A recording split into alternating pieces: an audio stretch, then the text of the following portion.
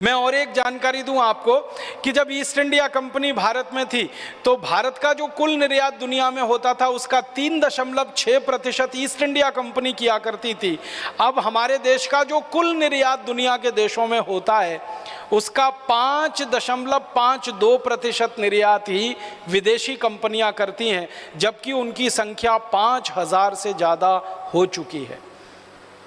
माने वो हमारे देश का निर्यात नहीं बढ़ा रहे हैं, वो हमारे देश में ज़्यादा से ज़्यादा आयात करके सामान यहाँ लाकर बेच रहे हैं ताकि यहाँ से पैसा उनके देश में चला जाए और उनको उस पैसे से फ़ायदा हो, ना कि भारत का निर्यात बढ़ाने से। और एक दूसरी जानकारी देता हूँ, जब जब विदेशी कंपनियां भारत में आती हैं उनका भारत सरकार के ऊपर दबाव रहता है कि भारत की मुद्रा रुपए की कीमत को गिराया जाए।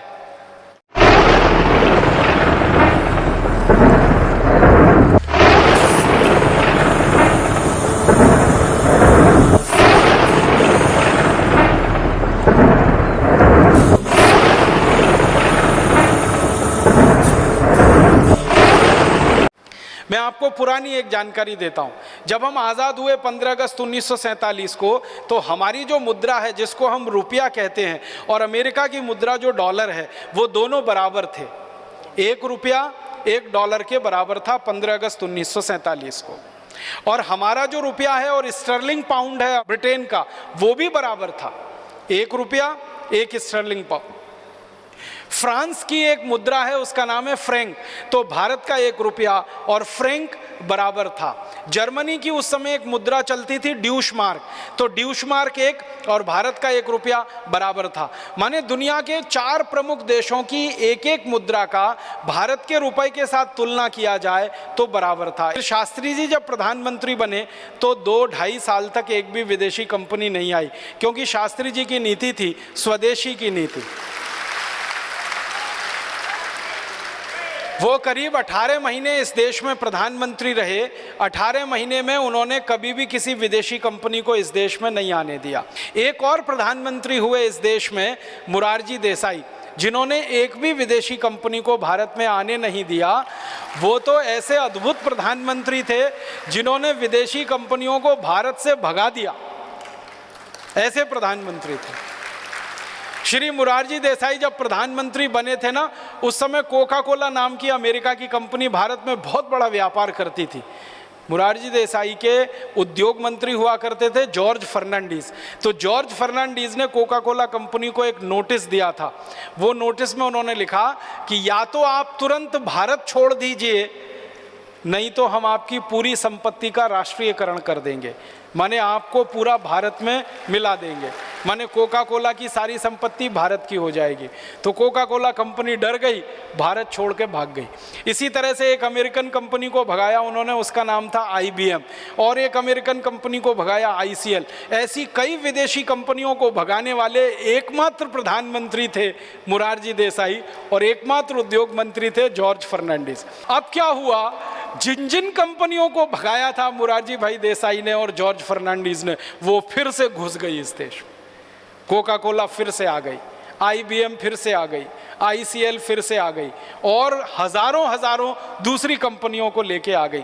तो मैं आपको बता रहा था ऐतिहासिक बात वो ये कि 2 भारत के प्रधानमंत्री श्री लाल बहादुर शास्त्री और मोरारजी देसाई, इन्होंने विदेशी कंपनियों को बढ़ावा नहीं दिया बल्कि उनको भगाया। बाकी सभी प्रधानमंत्रियों ने विदेशी कंपनियों को बुलाया और उन सभी विदेशी कंपनियों को बुलाकर उन्होंने यही कोशिश की कि भारत का निर्यात बढ़े, भारत का निर्यात बढ़े, भारत का निर्यात बढ़े। निर्यात इस देश का बढ़ा नहीं, लगातार कम हुआ। और वो क्यों कम हुआ, वो एक बात गहरी है जो जानने की है, वो ये कि भारत के ये 2 प्रधानमंत्रियों को छोड़कर, एक तो मोरारजी देसाई और श्री लाल बहादुर शास्त्री, सभी प्रधानमंत्रियों ने भारत के रुपए की कीमत को गिराया, बढ़ाया नहीं। रुपए का अवमूल्यन किया, रुपए की ताकत बढ़ाई नहीं, रुपए की ताकत को कम किया।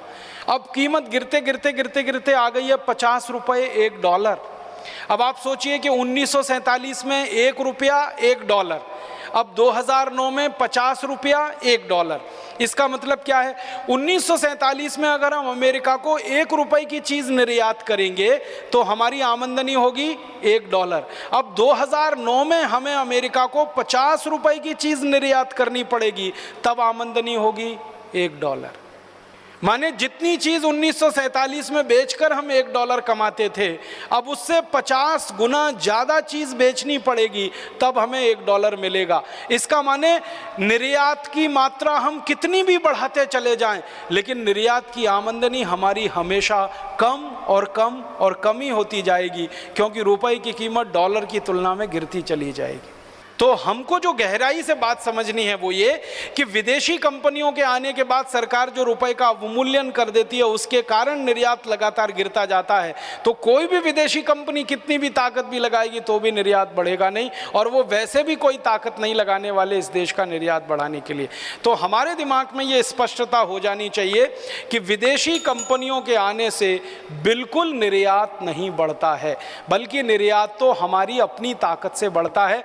मैं एक बात फिर से आपके सामने दोहराना चाहता हूं कि जो कुल निर्यात हम दुनिया में करते हैं, उसका लगभग 95% निर्यात हमारे स्वदेशी उद्योग वाले लोग करते हैं, कारीगर करते हैं, व्यापारी करते हैं। स्वदेशी व्यापारी, स्वदेशी उद्योगपति, स्वदेशी कारीगर, स्वदेशी मजदूर जो पैदा करते हैं, उससे हमारा 95% निर्यात है।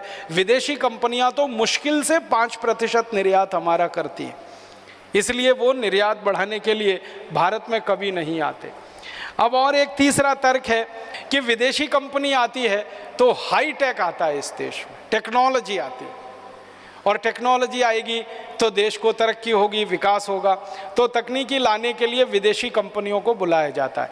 जो विदेशी कंपनियां भारत में आकर व्यापार करती हैं, उनके जो समझौते हैं भारत सरकार से, तो उसमें तकनीकी किस तरह की आती है वो जानने के लिए हम लोगों ने जब दस्तावेज देखे तो मामला बिल्कुल उल्टा नजर आया, चित्र दूसरा ही नजर आया। पता ये चला कि 90% से ज़्यादा विदेशी कंपनियां कोई तकनीकी लेके आती ही नहीं। तो आप बोलेंगे वो क्या करते हैं? वो शून्य तकनीकी के क्षेत्र में व्यापार शुरू करते हैं और उद्योग लगाते हैं। जैसे मैं आपको बताऊं, साबुन बनाने का काम है, ये शून्य तकनीकी का काम है। इसमें विदेशी कंपनियां घुस गई हैं भारत में और खूब तरह के साबुन बना बना के बाजार में बेच रहे हैं। साबुन बनाना कोई हाईटेक काम नहीं है, उच्च तकनीकी का काम नहीं है। उसमें विदेशी कंपनियां घुसी हुई हैं जिनकी संख्या कम से कम 50 है। हिंदुस्तान लीवर है, प्रॉक्टर एंड गैम्बल है, कोलगेट पामोलिव है, ऐसी 50 से ज़्यादा विदेशी कंपनियां साबुन बना के बेच रही हैं अलग अलग नाम से।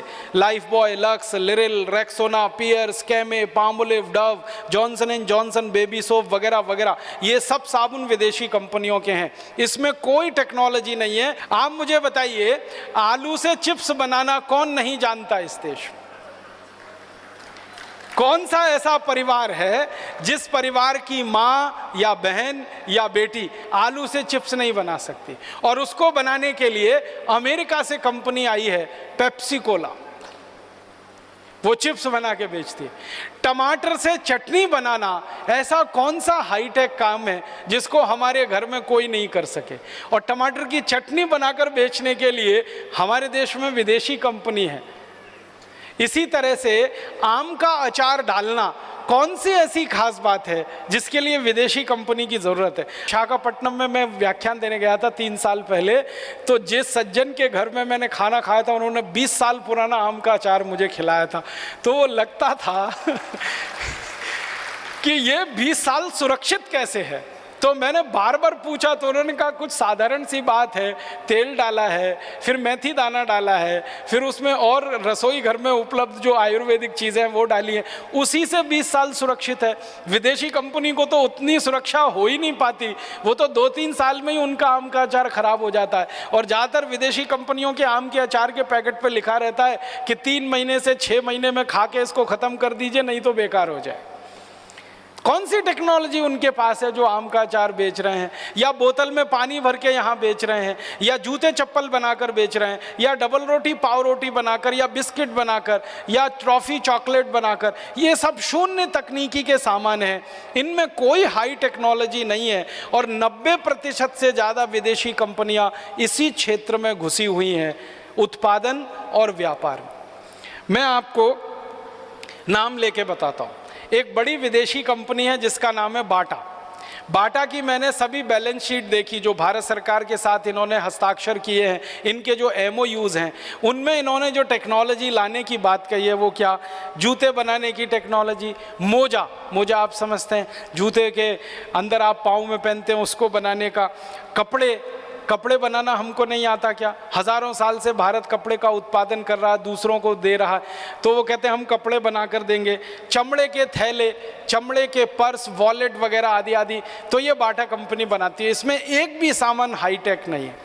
इसी तरह से एक कंपनी है ब्रुक बॉन्ड, जो ब्रिटिश कंपनी है, इन्होंने बोला कि हम हाईटेक हिंदुस्तान में लाएंगे। कुछ नहीं है, चाय को डब्बे में पैक करके भारत में बेच रहे हैं, कोई उसमें टेक्नोलॉजी नहीं। चाय भारत के खेतों में पैदा हो रही है, हमारे किसान उसे पैदा कर रहे हैं, उसको तोड़ने का काम हमारे मजदूर कर रहे हैं, सुखाने का काम मजदूर कर रहे हैं, बस उस चाय को वो खरीद के डब्बा बंद करके भारत में बेच रहे हैं। इसमें कौन सी टेक्नोलॉजी है? डब्बा बनाना कोई हाईटेक आइटम थोड़ी होता है, और डब्बा बना के उसमें चाय पैक करना कोई हाईटेक बात थोड़ी होती है। एक कंपनी है कैडबरीज, वो चॉकलेट बनाती है, बिस्किट बनाती है और आइसक्रीम बनाती है। ये तीनों जीरो टेक्नोलॉजी के आइटम है।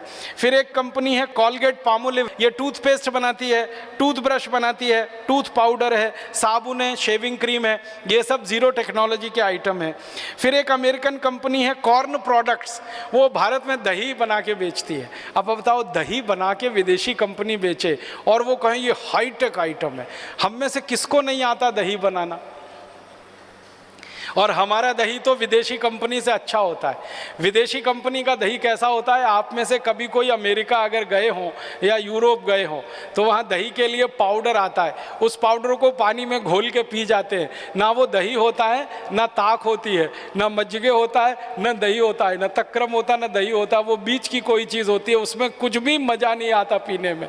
वो उनका दही है, उसको वो यहाँ ला के बेच रहे हैं और हमारे कुछ पढ़े लिखे मूर्ख लोग खरीद रहे हैं। इसमें मुझे अफसोस होता है। दही बेच रहे हैं और भारत के लोग जो सालों साल से, हजारों साल से दही बनाने वाले लोग, श्री कृष्ण के देश के लोग तो दही वाले ही होंगे ना। श्री कृष्ण की तो सारी कहानी दही से शुरू होती है।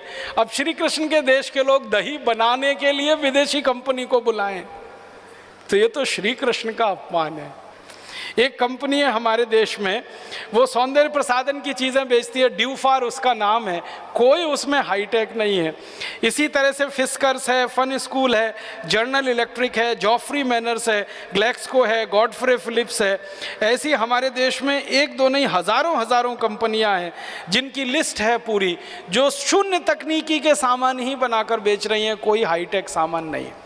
10% कंपनियां ऐसी हैं विदेशों की जो भारतीय कंपनियों से कुछ समझौते करके थोड़ा बहुत टेक्नोलॉजी के सामान बनाती हैं। जैसे कार बनाने वाली कुछ कंपनियां हैं, मोटर बनाने वाली, बस बनाने वाली कंपनियां हैं। एक है ना अशोक लीलैंड, तो अशोक तो भारत की कंपनी है, लीलैंड तो ब्रिटेन की कंपनी है। इसी तरह से आपने मोटर में देखा होगा मारुति सुजुकी, अब तो वो पूरी विदेशी हो गई, पहले आधा था। कुछ टेक्नोलॉजी वो लाते हैं, वो 10% का हिस्सा है और उसमें भी वो भारत में कुछ नहीं बनाते हैं। ध्यान रखिए, वहाँ से बना बनाया इंजन लेके आते हैं, भारत में सिर्फ उसको फिट करके बेचते हैं।